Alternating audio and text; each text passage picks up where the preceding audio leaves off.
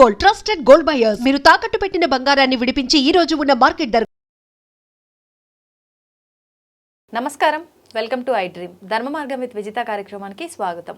అయితే విశ్వ నియమాలను విశ్వవ్యాప్తం చేయడమే ఆవిడ ఆశయంగా పెట్టుకున్నారు వారే లక్కరాజు నిర్మలమ్మ గారు. ఇప్పుడు వారితో మాట్లాడి మనం మరిన్ని విషయాలు తెలుసుకునే ప్రయత్నం చేద్దాం.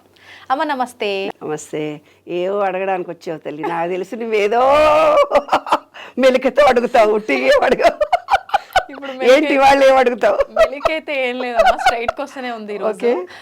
అంటే మనం ఎప్పుడు మాట్లాడుకుంటున్నాం విశ్వ నియమాలు ఇవన్నీ, కానీ ఈసారి మీతో కొత్తగా చెప్పనుకున్నాను, అందుకే జనరల్ టాపిక్స్ తీసుకుంటున్నాను అనమాట. శని త్రయోదశి అమ్మ, శని వల్ల చాలా ఇబ్బందులు పడుతూ ఉంటామని చెప్పి అనుకుంటూ ఉంటాము, కానీ శని లేనిదే మంచి జరగదు, చెడు జరగదు అని చెప్పి అంటూ ఉంటారు. అయితే ఇప్పుడు ఆ శని వల్ల ఇబ్బంది పడే వాళ్ళు ఎవరైనా ఉంటే దాని నుంచి కొంత, అంటే మొత్తానికి విముక్తి పొందుతారని చెప్పలేం, కానీ కొంత అయినా రిలాక్స్ ఉండాలి అని అంటే శని త్రయోదశి చాలా మంచి రోజు అని చెప్పి అంటూ ఉంటారు. మరి మనకు అతి త్వరలో శని త్రయోదశి రాబోతోంది. ఆ రోజున ఎటువంటి ఆచారాలు విధానాలు పాటిస్తే కొంతలో కొంత దాని నుంచి బయటపడచ్చు?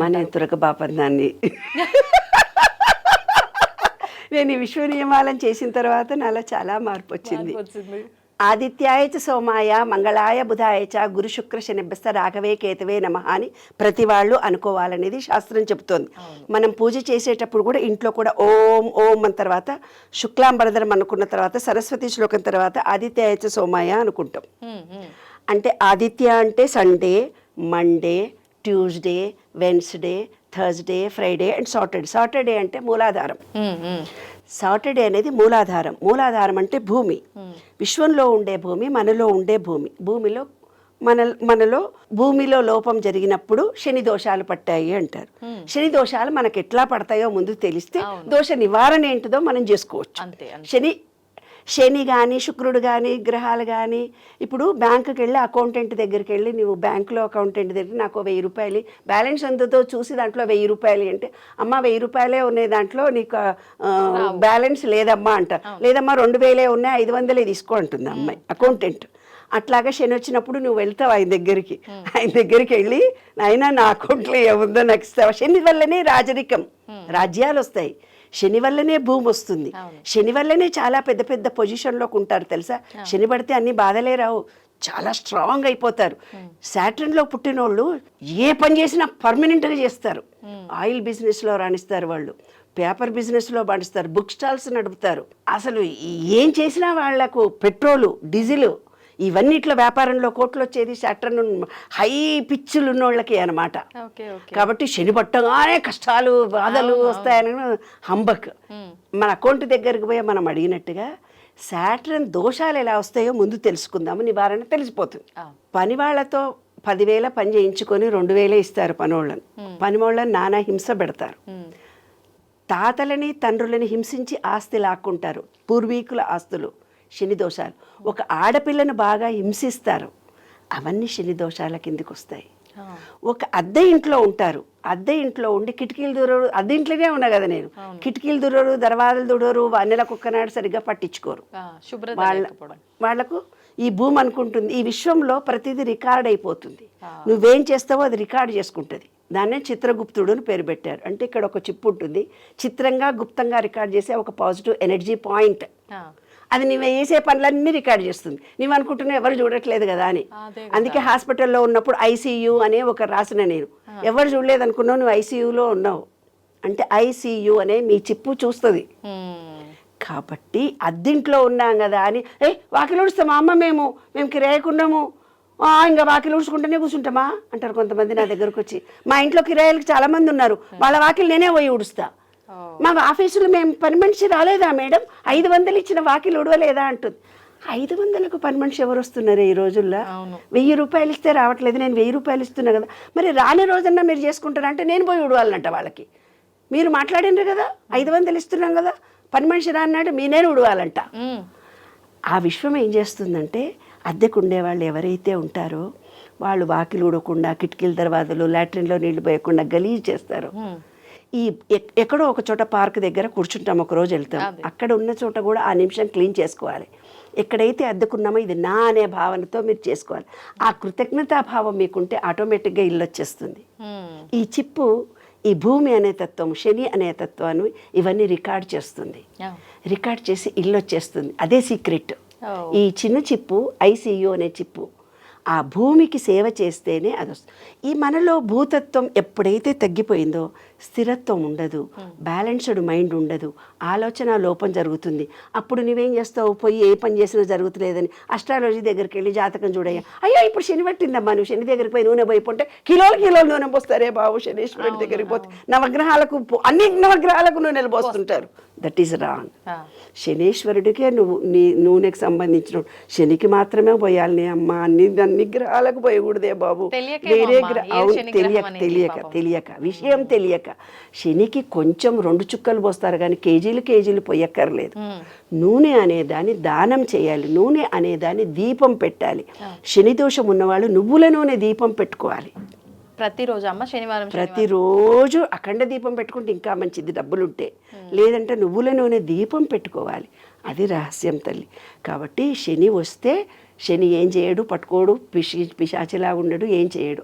ఆయన అంటే సొంత ఇల్లును ఎక్కడ ఏ భూమిలో ఉన్నామో ఆ భూమికి కృతజ్ఞత కలిగి ఉండడము, కలిగి ఉంటే నీ శరీరంలో ఉండే భూమి బ్యాలెన్స్డ్గా ఉంటుంది. ఆ అద్దెంట్లో సరిగ్గా లేకుండా ఎక్కడికన్నా హోటల్స్కి వెళ్తాం చూడు, తీర్థయాత్రలకు వెళ్తాం చూడు, ఒక పిన్ను పోతుంది, ఒక కిటికీ పోతుంది, ఎంత వచ్చిన 2 రోజులు ఉండి సగం ఎత్తుకపోతారు పాపం కదా. గీజర్లలో ఉండదు, ట్యాపులు ఉండవు, అన్నీ ఇరిగిపోయినాయి.